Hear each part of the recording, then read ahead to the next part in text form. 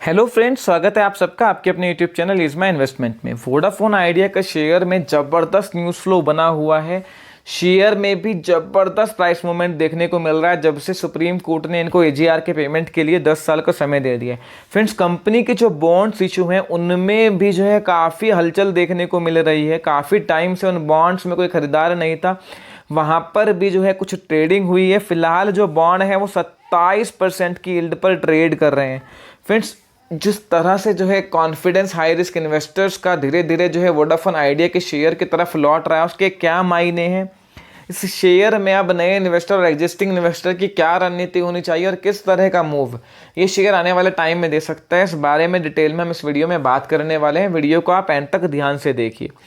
Friends, ET telecom की news के हवाले से ये खबर आई है कि वोडाफोन आइडिया के जो बॉन्ड्स हैं उनमें लगभग 1 साल बाद जो है कुछ ट्रेडिंग हुई है, यानी कि इन्वेस्टर्स का जो है रुझान वहाँ पर वापस आया जब से एससी की सुप्रीम कोर्ट की जजमेंट आई है कि एजीआर के लिए इनको 10 साल का टाइम मिला है। फ्रेंड्स, वोडाफोन आइडिया के जो कुछ बॉन्ड्स हैं वो 27% की यील्ड के आसपास ट्रेड कर रहे हैं, जो कि इटसेल्फ जंक रेटिंग में ही आता है। पर लास्ट ईयर जो यील्ड है वो 43% तक पहुंच गई थी और कोई भी सेकेंडरी मार्केट में इनके बॉन्ड्स का बायर नहीं था। फ्रेंड्स, बॉन्ड की जो अंडरलाइंग वैल्यू है जब वो गिरती है तो उसकी यील्ड बढ़ जाती है। इस तरह से होता है कि जो बॉन्ड्स अलॉट हुए हैं वो सेकेंडरी मार्केट में ट्रेड हो रहे हैं। जब कंपनी के साथ प्रॉब्लम आती है और इस बात की जो है एजम्पशन होती है कि ये कंपनी डिफ़ॉल्ट कर सकती है इंटरेस्ट पेमेंट में बॉन्ड्स के, तो बॉन्ड्स की जो वैल्यू है वो लगातार गिरती है। इंटरेस्ट पेमेंट में भी और मैच्योरिटी पर जो बॉन्ड्स का पेमेंट है, दोनों में कंपनी लाइकली डिफ़ॉल्ट कर सकती है। तो वहाँ पर अंडरलाइंग वैल्यू ज़बरदस्त तरीके से गिरती है, जिसकी वजह से यील्ड बढ़ जाती है। क्योंकि जो कूपन रेट है वो सेम रहता है, इशू प्राइस के हिसाब से अंडरलाइंग वैल्यू गिरेगी तो यील्ड अपने आप बढ़ जाती है। जितना ज़्यादा यील्ड बढ़ेगी वो बॉन्ड की जो रिस्क है उसके साथ उतना ही ज़्यादा बढ़ जाएगा। 27% की यील्ड के आसपास में इनके बॉन्ड ट्रेड कर रहे हैं। फ्रेंड, सेकेंडरी मार्केट में लगभग 8 ट्रेड हुए हैं। जेएम फाइनेंशियल का जो डेटा आया है, 140 करोड़ के आसपास के बॉन्ड जो हैं इनके इशू किए थे इन्होंने, जिसके कलेक्टिव यील्ड लगभग 27% के आसपास है। अर्ली 2017 में ये बॉन्ड इशू हुए थे, जिनकी मैच्योरिटी जो है 31 जनवरी 2022 के आसपास है। फ्रेंड्स, ये देखिए आप चार्ट में कि 16/10/2019 को जब बिल्कुल जो है ये आ गया था कि एजीआर का पेमेंट करना ही करना है और शेयर्स में भी बहुत ज़बरदस्त करेक्शन देखने को मिली थी, तब 43-44% की यील्ड तक ये बॉन्ड पहुंच गए थे, जहां पे अब कुछ सुधार देखने को मिला है और लगभग 26% की यील्ड के आसपास में बॉन्ड ट्रेड कर रहे हैं।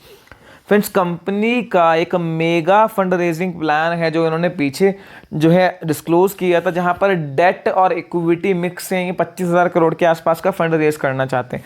जिस तरह से बॉन्ड मार्केट में इनके बॉन्ड्स को रिस्पांस मिल रहा है, वहां पर डेट में फंड रेज करना कंपनी के लिए बहुत चैलेंजिंग होगा।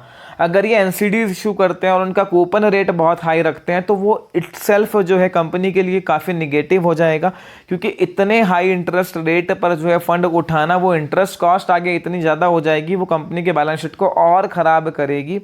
और दूसरी चीज़ फ्रेंड्स ये भी है कि जब बहुत ज़्यादा हाई इंटरेस्ट रेट के आप एनसीडीज़ वगैरह लेके आते हैं तो उसके साथ रिस्क ऑलरेडी भर जाता है। हमने देखा है कि इस तरह के इश्यूज़ को इन्वेस्टर्स का कोई खास रिस्पांस नहीं मिलता।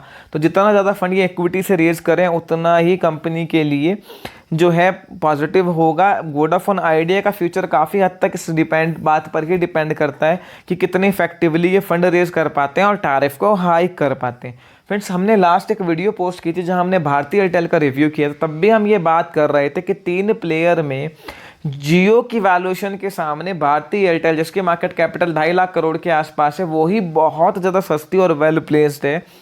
क्योंकि जियो की मार्केट कैपिटल 5.25 लाख करोड़ रुपए तो पीछे सौदे ही हुए हैं। जियो का आईपीओ जो 2021 में आएगा वहां पर उसकी मार्केट कैपिटल 7-8 लाख करोड़ तक हो सकती है। तो उसके सामने वोडाफोन आइडिया में जो है अब सर्वाइवल इशू लगभग ना के बराबर खत्म हो चुका है।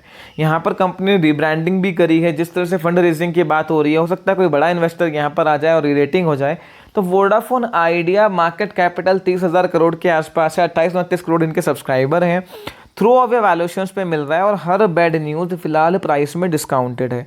करंट मार्केट सिचुएशन में जो थोड़ा हाई रिस्क रखते हैं उनके लिए सबसे अच्छी एक one of the best bargain bat है, जिसको आप खरीदिए। जब करेक्शन आए, एक्यूमुलेट करिए। अपनी रिस्क एपेटाइट के हिसाब से ही क्वांटिटी खरीदिए। ऐसी इतनी बड़ी क्वांटिटी मत खरीद लीजिए कि कोई अनफोर्चुन सर्कमस्टांसेस हो, शेयर नीचे आए तो जो है आपकी कैपिटल भी रोड हो और आपको इतनी टेंशन हो जाए कि आप स्टॉक मार्केट में दोबारा पैसा भी ना डाल पाए। तो अपने रिस्क एपेटाइट के हिसाब से क्वांटिटी खरीदिए। ये स्टॉक कहीं ना कहीं अगले 6 महीने से 1 साल में बहुत बड़ी रीरेटिंग दिखा सकता है। अगर कंपनी फंड रेजिंग कर ले गई तो ये स्टॉक यहाँ से मान के चलिए एक बहुत बड़ा रिटर्न आपको दे सकता है। अगर यहाँ से ऐसा कुछ पॉजिटिव डेवलपमेंट हो जाता है कि बड़ा इन्वेस्टर आ गया और इक्विटी के थ्रू इन्हें बड़ा फंड मिल गया तो स्टॉक तो बहुत बड़ा मूव यहाँ से फ्रेंड्स दिखा सकता है। स्टॉक में कोई बहुत बड़ी करेक्शन यहाँ शायद इस बात के चांसेस ना के बराबर है। फ्रेंड्स वोडाफोन आइडिया के शेयर को आप खरीदिए, अपनी रिस्क एपेटाइट के हिसाब से कुछ समय के लिए रखिए। ये स्टॉक काफ़ी बड़ा रिटर्न आपको आने वाले टाइम में यहाँ से जनरेट करके दे सकता है। फर्दर आपकी कोई भी क्वेरी इस शेयर को लेकर हो आप मुझे कमेंट सेक्शन में बता सकते हैं। वीडियो आपको पसंद आई है लाइक कीजिए, अपने फ्रेंड्स के साथ शेयर कीजिए और अगर आपने मेरा चैनल अब तक सब्सक्राइब नहीं किया चैनल को सबसे पहले सब्सक्राइब कीजिए।